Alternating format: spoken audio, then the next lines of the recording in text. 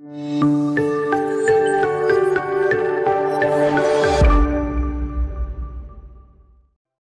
pemirsa Radar Semarang TV, kita berjumpa di obrolan Radar Semarang TV, Orase, yang akan hadir secara rutin untuk mengundang atau membicarakan hal-hal yang ringan seputar tamu yang kita undang.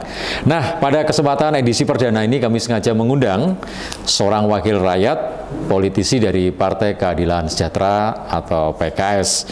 Beliau adalah Bapak Suharsono SS, akrab disapa Mas Harsono.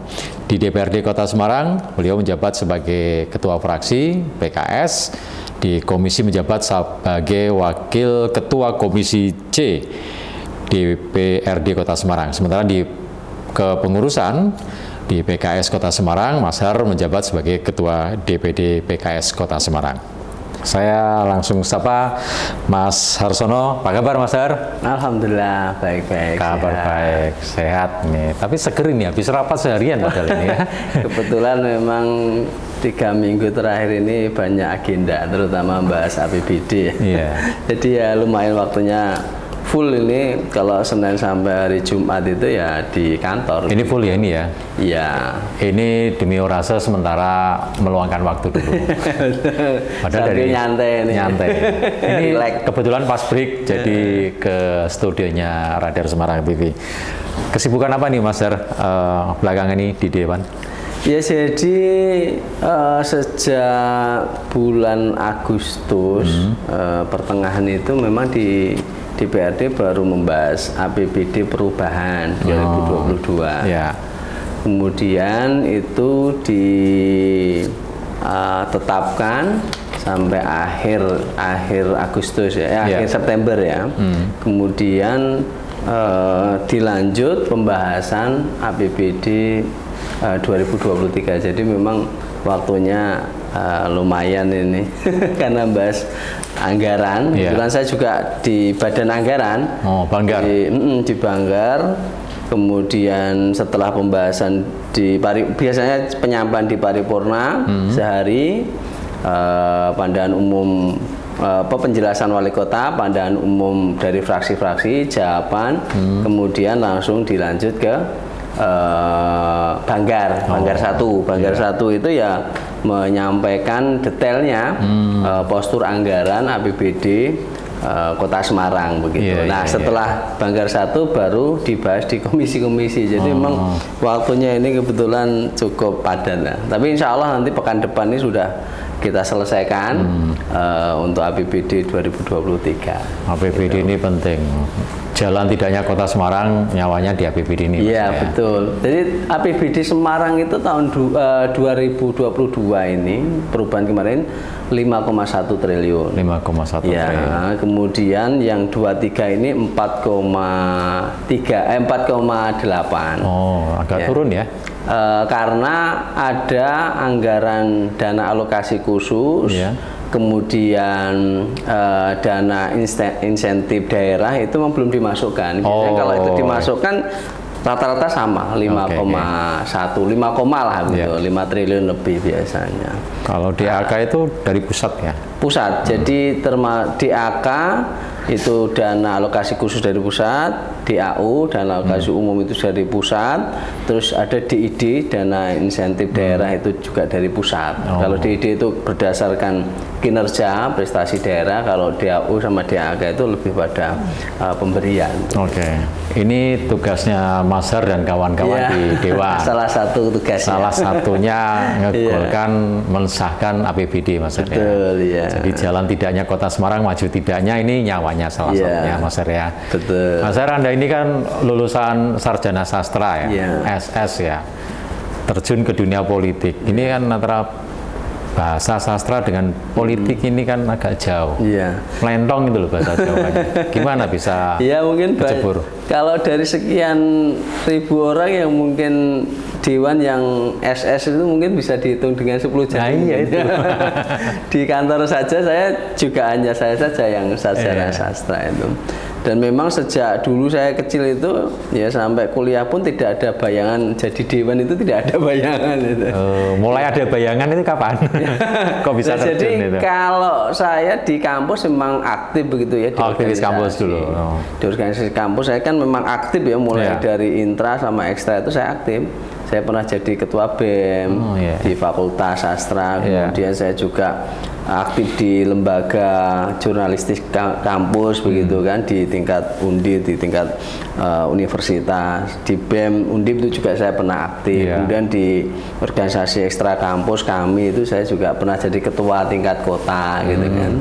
Kemudian alumni ya, setelah lulus alumni itu ya saya masih aktif. Jadi artinya memang saya berangkatnya karena seneng hobi aja, hobi olahraga, hobi apa namanya, aktivis, organisasi. Ya, seneng organisasi. Kemudian baru setelah lulus ya setelah itu pun ketika organisasi pasca kampus ya kita sudah berpikirnya kan lain. Kita harus mandiri, harus ini, harus punya istilahnya jaringan-jaringan kita miliki kita optimalkan. Nah, baru kemudian disitulah saya banyak terlibat dengan PKS. Ya, setelah saya lulus sekitar saya wisuda itu 2003-2004 lah ya. Setelah itu all out ngurusi banyak di partai begitu. Kan. Jadi begitu lulus langsung masuk ke PKS ya? Awalnya gimana? Memang ditawari ada teman atau bagaimana? Sebenarnya namanya mahasiswa itu kan juga punya kecenderungan politik ya. Sejak mahasiswa pun ya saya sudah artinya interaksi dengan Partai Keadilan sejak berdiri itu pun sudah ada interaksi, kemudian berubah jadi PKS itu ada interaksi karena saya melihat sisi moralitas dari pengurusnya, kemudian juga ada harapan ada partai yang baru begitu sehingga saya mempunyai satu pemikiran sehingga saya melabuhkan pilihan politiknya ke PKS. Begitu. Padahal kan banyak partai ya, ada Golkar, PDI Perjuangan, yang nasionalis, yang agamis juga PKB, P3, tapi pilihannya ke kebetulan PKS. ya.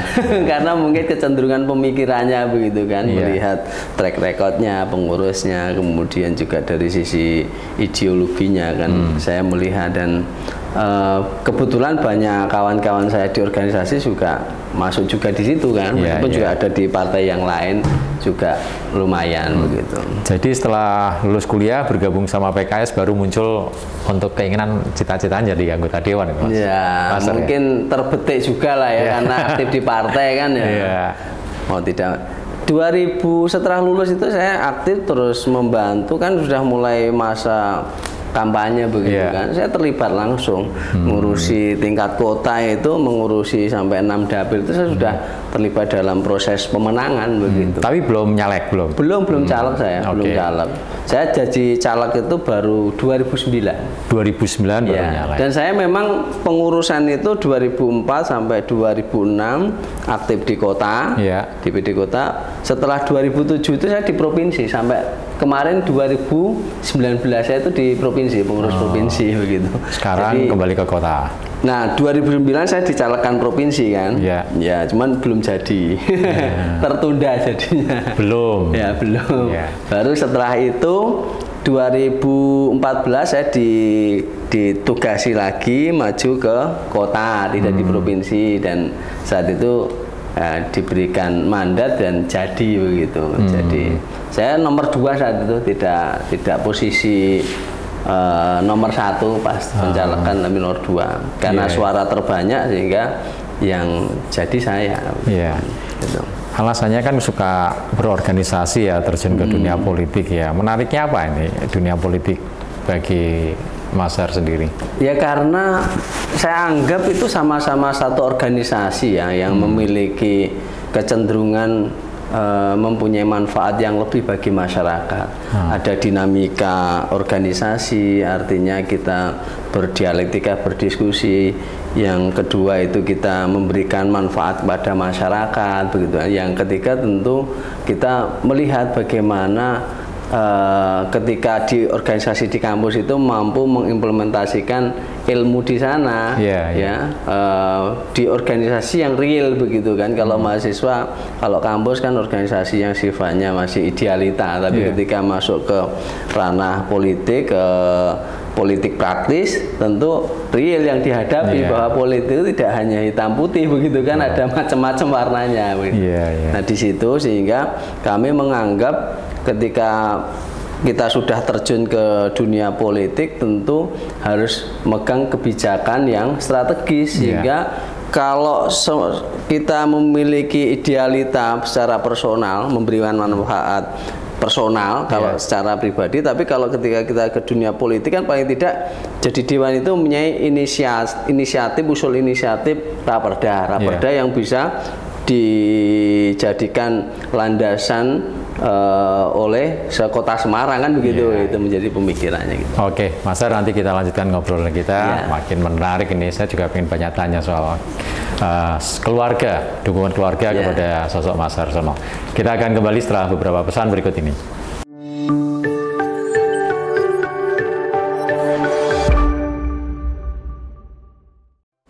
Kita lanjutkan ngobrol kita bersama Mas Harsono, akrab dipanggil Mas Har, Ketua Fraksi PKS DPRD Kota Semarang.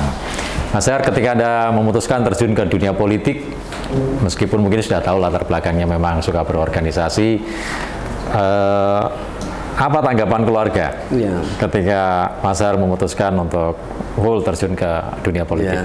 Jadi ketika saya biasa berorganisasi, orang tua saya juga tahu, terus kemudian istri saya kebetulan juga aktif suka organisasi juga, jadi ketemunya kan di organisasi. Sudah nggak terlalu kaget lah. Jadi sudah tahulah dinamikanya arahnya kemana, meskipun memang ketika diberikan tugas menjadi caleg itu bukan suatu hal yang gampang, karena ya namanya awalan itu pun kan selalu berpikir bagaimana kita ada biaya politik untuk mobilisasi, untuk kemudian pertemuan dan seterusnya, tentu kan menjadi beban tersendiri, sementara kesiapan dana barangkali kita pas-pasan gitu. Nah, apakah yang menjadi kekhawatiran keluarga masih nanti apakah jatahnya keluarga tidak terkurangi kan begitu, karena kan ya itu pas-pasan saja soalnya. Saya berangkat itu mulai dari nol, jadi aktivis dari nol, bukan anaknya orang yang punya banyak logistik gitu kan. Jadi aktivis pun juga aktivis yang kuliah, sepanjang kuliah aja saya jalan kaki, enggak pakai motor, enggak itu. Sampai lulus pun saya itu jalan kaki, hampir lulus itu pakai sepeda, itu ada yang minjem sepeda, pakai sepeda itu. Setelah lulus baru dapat beli motor Vespa ele-elean begitu kan. Baru nikah kemudian ya jenenge ada rezeki bareng ya dapat ini beli motor. Itu memang saya tuh mulai dari nol. Memang tidak ada bakat istilahnya duwe warisan kemudian iso nyalek dari orang, tidak ada sama sekali. Anggaran itu ya bisa semampu kita lah gitu. Sehingga memang keluarga, istri itu kan ada kekhawatiran di sana. Nanti kalau berpengaruh piye gitu kan. Dan memang betul, belajar pertama jadi caleg tahun 2009 itu ya santai-santai begitu kan. Santai-santai macam-macam begitu. Jual apa itu Mas ya? Ya normal. Tapi alhamdulillah, tapi ya prinsip kami ketika kami ini diberikan mandat, tugas, kita ikhlas melaksanakan, kita sodakohkan seluruh uang kita, pikiran kita, tenaga kita itu ya untuk kepentingan, untuk kebaikan lah begitu. Maka yakin Allah akan memberikan balasan yang lebih banyak lagi. Tapi alhamdulillah betul itu, setelah selesai pemilu ya saya usaha mau jualan HP, setelah itu ada pesanan bibit pertanian, saya kan memang wirausaha gitu ya, wirausaha bibit pertanian, alat pertanian dan macam-macam begitu. Alhamdulillah memang hikmahnya luar biasa. Meningkatlah begitu meningkat karena mungkin semangatnya juga besar lagi gitu. Karena sudah habis terus kemudian semangat, bukan kemudian malah bingung, enggak ya. Alhamdulillah karena ya belajar dari organisasi tadi begitu Mas. Sarjana sastra tapi bisnisnya ini ya, usaha pertanian ini. Soalnya wong desa. Iya. Saya kan latar belakang wong desa, jadi biasa nyemprot, nyangkul, sawah kan biasa. Jadi siapa lah begitu ya, yang sifatnya.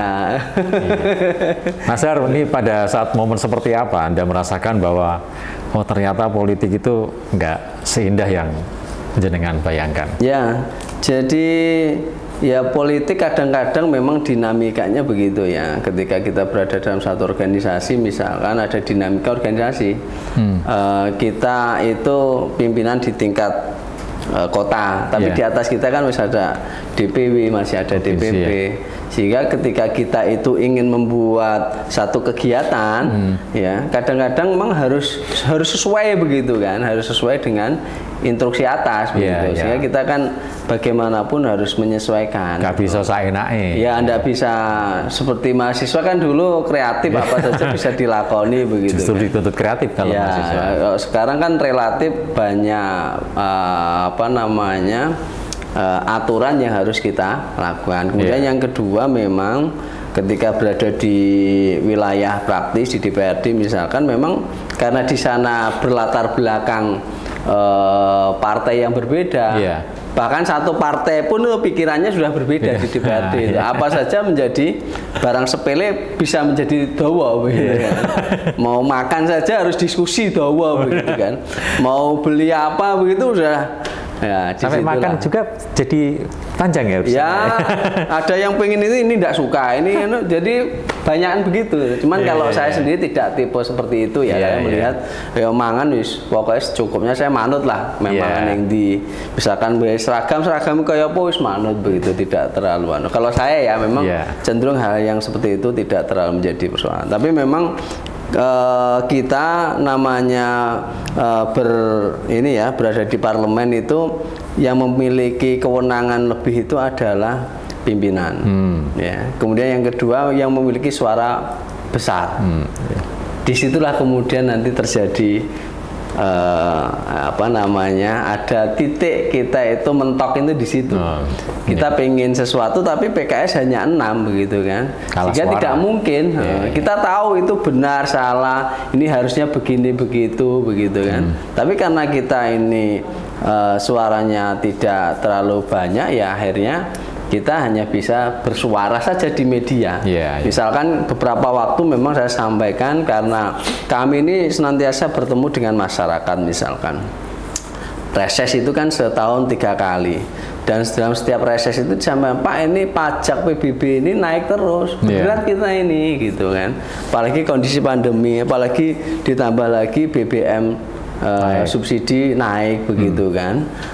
Artinya pajak ya PBB yang itu notabene berlaku pada setiap warga ini jangan dinaikkan terus begitu. Itu suara masyarakat dan kita suarakan hampir sudah berapa kali ini kita sampaikan kepada pemerintah supaya pajak PBB jangan dinaikkan setiap tahun, berat kondisinya. Begitu. Karena memang apa? Semarang ini pendapatan terbesar PAD-nya memang dari pajak. PBB itu hampir mencapai 600 miliar, BPHTB 650 miliar. Makanya memang paling besar, makanya yang digenjot itu. Dan apa yang menjadi dampak itu masyarakat. Kerasa banget. Hanya memang apa yang saya suarakan ini kan tentu suara masyarakat, menjadi tuntutan moral bagi kami lah untuk menyampaikan. Mas Har, kalau di dalam keluarga siapa yang paling sering komplain dengan kesibukan Anda ngurusi partai politik atau menjadi anggota dewan? Ya kalau alhamdulillah di keluarga itu sudah tahu lah ya karakter ya. Tapi ada titik tertentu istri ya pengen ditemani, pengen waktunya kan habis, kadang pulang berangkat pagi pulangnya sudah malam jam 10 begitu kan, anak-anak sudah Ya makanya kalau pagi itu saya sempatkan bisa nganter anak-anak sekolah. Oke. Ya. Kebetulan anak saya kan 5, jadi kan kroso. Ya, cuman ini kan yang diantar. Ya, cuman yang 3 itu sudah saya antar ke pondok gitu. Yang di rumah tinggal 2. Jadi kalau antar 2 dan memang wis tak barengke satu sekolahan biar gampang gitu. Setelah nganter siap-siap terus ke kantor. Ya, setelah kantor itu biasanya kan sampai siang sore begitu. Kemudian saya pindah ke kantor ke PKS kan, ke DPD PKS itu rapatnya sore. Sore paling enggak rapat sampai jam 10, jam 11 begitu kan. Artinya memang pola seperti ini memang membuat orang itu ya orang normal. Urip kok orang normal. Padahal latar belakang orang tua saya kan PNS, istri saya juga PNS begitu kan. Nah PNS kan mangkat sakmene, mulai sakmene jelas. Libur hari ini masuk, kerja hari ini lah, saya tidak ada kejelasan gitu. Makanya ada tuntutan, istri juga menuntut, anak juga tidak terima begitu kan. Tapi ya saya berusaha mencari waktu yang berkualitas supaya hak keluarga itu memang saya utamakan begitu. Satu pertanyaan terakhir ini Mas Har, ketika Anda terjun di dunia politik menjadi anggota dewan, kita tahu banyak anggota dewan yang tersandung kasus korupsi. Pernah diingatkan oleh keluarga atau orang dekat, hati-hati loh, nanti jangan-jangan korupsi, gitu. Nanti masuk bui. Ada yang mengingatkan seperti itu? Senantiasa orang tua saya, kebetulan masih ada semua ya, orang tua bapak ibu masih, dari mertua, bapak ibu juga masih. Kalau ketika pulang pasti diingatkan harus hati-hati karena memang dunia kerjamu itu ada dunia politik. Ya, barang salah itu kadang-kadang benar, barang benar kadang-kadang bisa jadi salah begitu kan. Apalagi kalau kemudian ada permusuhan, tentu itu akan menjadi hal yang menjadi tidak baik begitu. Ya, dari istri juga begitulah ya, dan kita pun juga sangat hati-hati dan bagaimana kita kami ini dikontrol oleh partai supaya tidak ada ya 0 kasus soal korupsi begitu kan kepada seluruh anggota dewan se-Indonesia bahkan memang PKS anunya begitu tagline-nya 0 ya, targetnya memang 0 kasus korupsi. Oke, Mas Har, nggak terasa tingkat waktu kita ngobrol di Orase. Saya selalu support Mas Har sebagai anggota dewan untuk terus memperjuangkan hak-hak warga Kota Semarang untuk lebih baik lagi, terutama meningkatkan taraf hidup warga Kota Semarang, Mas Har. Baik, pemirsa Radar Semarang TV, demikian obrolan kita bersama dengan Mas Suharsono, SS, Ketua Fraksi PKS di DPRD Kota Semarang yang juga Ketua DPD Kota Semarang. Sampai di sini Orase obrolan Radar Semarang TV. Saya Sulih Sesa, salam sehat, sampai jumpa.